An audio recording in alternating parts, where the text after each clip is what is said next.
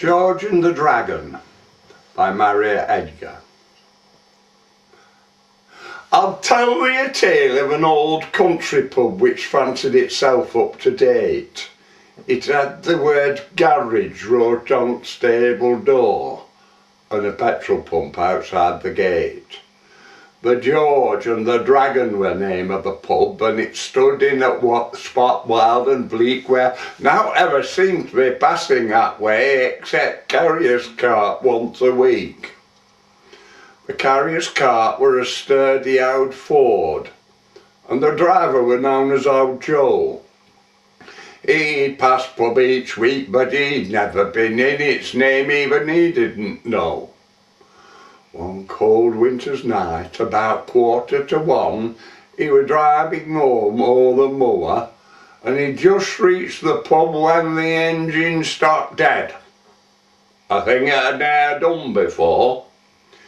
He lifted the bonnet and fiddled around and gave her a bit of a crank. When he looked at the petrol, he found what were wrong. There wasn't a drop in the tank. He'd 8 miles to go and was starting to put rain, and he thought he was there for the night.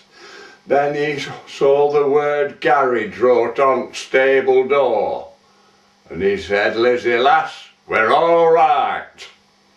He went up to pub and he knocks on the door, till the voice up above says, "Hello."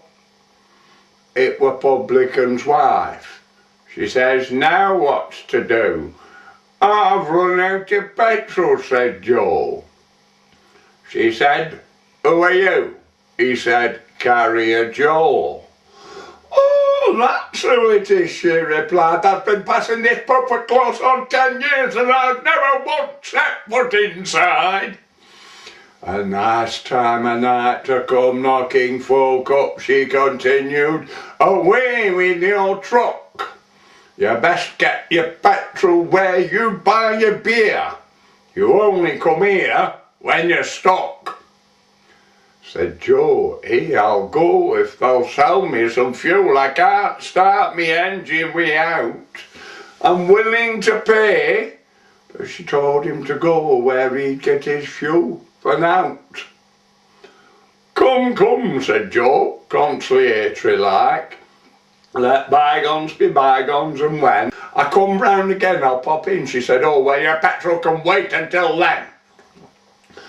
With these few remarks, she took it in head and slammed wind at two in his face. He took a look round, and for the very first time he noticed the name of the place.